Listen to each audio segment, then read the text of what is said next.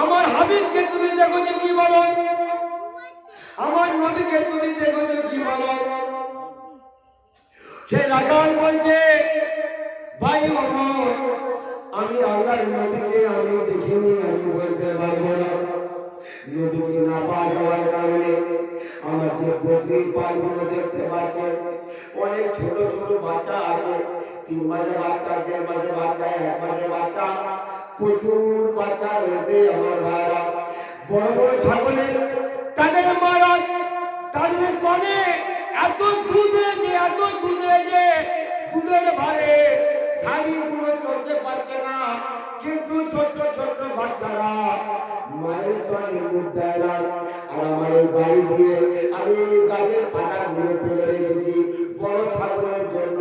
এই পাতাগুলো লাভ হয়ে আছে, দেখো এই পাতাগুলো বড় বড় ছাগল ওই পাতায় মুখ দিচ্ছে না। আল্লাহ নবীকে না পাওয়া যাওয়ার কারণে, আল্লাহ হাবিবকে না পাওয়া যাওয়ার কারণে একটা পশু, একটা ছাগল আজ আল্লাহ নবীকে চিনতে পেরেছে, পশু চিনতে পেরেছে, কিন্তু আল্লাহ নবীকে মানুষ চিনতে পারেনি। আজকের আল্লাহ নবীকে না পাওয়া যাওয়ার কারণে ছোট্ট ছোট্ট বাচ্চাগুলো তার মায়ের কোলে মুখ দেয় না। একটা ছাগল চিনতে পেরেছে নবীকে, কিন্তু মানুষ আমরা চিনতে পারিনি ভাইরা। তো বলছি, ও ভাই, এই অবস্থার কারণে আমার ছোট্ট ছোট্ট বাচ্চাগুলো কেউ দুধ খায়নি। তবে নবীকে আমি দেখিনি, আল্লাহর হাবিবকে আমি দেখিনি, আল্লাহর হাবিবকে দেখিনি বলতে পারবো না। তবে আমার ভাই ওমর, আমি একটা সান দিতে পারি, আমি একটা খবর দিতে পারি। ওই যেগুলো একটা পাহাড়, যে পাহাড়টা দেখতে পাচ্ছ, ওই পাহাড়ে একটা লোক উঠেছে, কিন্তু আল্লাহ নবী কি আমি বলতে পারবো না। ওই পাহাড়টার নাম হলো জাবাল সালাত। জাবাল মানে পাহাড়, সালাত মানে নামাজ। আল্লাহ নবী কিন্তু বাচ্চা ওই পাহাড়ের উপরে উঠে সেজদা করে আছে। ওই লোকটি দেখেছে, কিন্তু বলছে নবী কি আমি বলতে পারবো না। লোক তলোয়ার নিয়ে ওমর ছুটতে শুরু করে দিয়েছে পাহাড়ের দিকে। পাহাড়ের কাছে গিয়ে তরতর করে পাহাড়ের উপরে দেখছে আল্লাহ নবী দিন দুনিয়ার বান্দা জনাবে মুহাম্মদ রাসূলুল্লাহ সাল্লাল্লাহু আলাইহি ওয়াসাল্লাম সিজদা করে আছে। আমার ভাইরা, চোখের পানি পাথর বেয়ে চলেছে, সমস্ত শরীরটা কালো হয়ে গেছে, মাথার চুলগুলো উস্কো উস্কো হয়ে গেছে। আর একটা জমার দেওয়ার শব্দ বার হচ্ছে, আয় খোদা, আয় পরওয়ারদিগারে আলম, কাল কিয়ামতের ময়দানে আমার গুনাহগার উম্মতের কি হবে, আমার গুনাহগার উম্মতের কি হবে। আল্লাহ নবী সেজদা করে আল্লাহর কাছে ফরিয়াদ করেছে। এই খবরটা কি ওমর দেখছে, আল্লাহ নবী চোখের পানি পাথর দিয়ে চলেছে, সময় তো শরীরটা নুরানি চেহারা কালো হয়ে গেছে। আর একটাই শব্দ বার হচ্ছে, আল্লাহ পাক, আল্লাহ রব্বুল আলামিন, আমার গুনাহগার উম্মতের কি হবে কাল কিয়ামতে। হযরত ওমর বলছেন,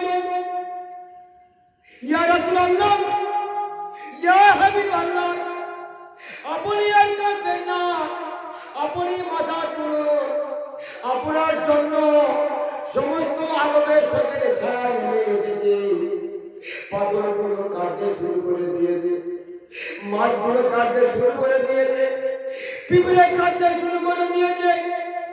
সারা পৃথিবী যত মখলুক আছে, 18,000 মখলুক, সকলে নবীর জন্য কাঁদতে শুরু করে দিয়েছে। আমার ভাইরা, হযরত ওমর বলছে, ইয়া রাসূলুল্লাহ, আপনার কান্না পর্যন্ত হচ্ছে না। আপনার দিনের জন্য আমার যত সম্পত্তি আছে, টাকা পয়সা আছে, ইয়া রাসূলুল্লাহ, দিনের জন্য ব্যয় করে দেবো। ইয়া রাসূলুল্লাহ, আপনি মানা করুন, আপনার কষ্ট আমার পর্যন্ত হচ্ছে না। শুধু একটাই শব্দ আই খোদা, আই পরওয়ারদিগার জানো, কাল কিয়ামতের ময়দানে কঠিন দিন। ওই দিনে প্রত্যেকটা মানুষ শাহাদাত আমরা চিবুতে চিবুতে কবজি পর্যন্ত নিজের হাত নিজে খেয়ে নেবে। মাথার উপরে সূর্য নেমে আসবে, মাথায় ছিল তরবাক করে পড়ে বড়দের মতো করে পড়বে সেই দিনের কথা আল্লাহ নবীর চিন্তা ভাবনা করে সেটা পড়ে আছে যে আমার গুনাহগার উম্মত বরদাস্ত করতে পারবে না, কুফরি উম্মত বরদাস্ত করতে পারবে না। এই জন্য আল্লাহ নবী তিন দুনিয়ার বার্তা সেটাই পড়ে আল্লাহর কাছে ফরিয়াদ করছে, আয় খোদা, আয় পরওয়ারদিগারে আলম, আমার গুনাহগার উম্মতের কি হবে? হয়তো চিন্তা করছি কি করবো, আমি কি করবো, কোথায় যাব? দুনিয়াতে কার সঙ্গে সব থেকে ভালোবাসা বেশি উম্মত চিন্তা করতেছে যে সব থেকে বেশি ভালোবাসা ছিল সিদ্দিক আকবর সবচেয়ে প্রিয়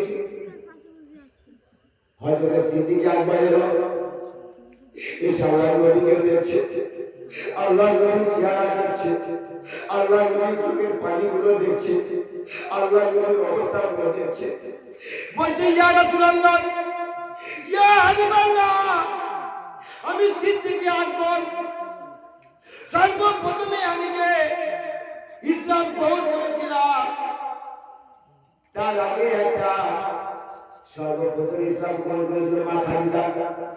আল্লাহ নবী দিন দুনিয়ার মাতা জনাবে মুহাম্মদ রাসূলুল্লাহ সাল্লাল্লাহু আলাইহি ওয়াসাল্লাম সিদ্দিক আকবর বলতে ইয়া রাসূলুল্লাহ, আপনি মাথা খুলেন, আপনি আর কাঁদবেন না, আপনার কান্না আমার বরদাস্ত হচ্ছে না, আমার তোমার জন্য দিনের জন্য আমার যত সম্পত্তি আছে, টাকা পয়সা আছে, ইয়া রাসূলুল্লাহ, ইয়া হাবিবাল্লাহ, দিনের জন্য ব্যয় করে দেব, আপনি মাথা খুলুন, আপনি আর কাঁদবেন না, আপনার কান্না আমাদের কলিজা দিয়ে ছেড়ে যাচ্ছে। সারা হাসরের ময়দানে কেন দুনিয়াতে আমরা যত মজলুম দিয়েছি সমস্ত মজলুম কান্না কান্না করতে শুরু করে দিয়েছি, কোন কথা কিছুই শুনছে শুধু একটাই শব্দ বলার চাই, আর পরবর্তীদের আলো কাল কিয়ামতের ময়দানে কঠিন দিনে আমার গুনাহগার উম্মতের কি হবে? সিদ্দিক আকবর হেরে গেল, ওমর হেরে গেল।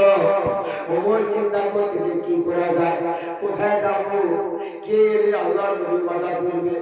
ওমর চিন্তা করছে সব থেকে বেশি মহব্বত ছিল মা ফাতেমার সঙ্গে।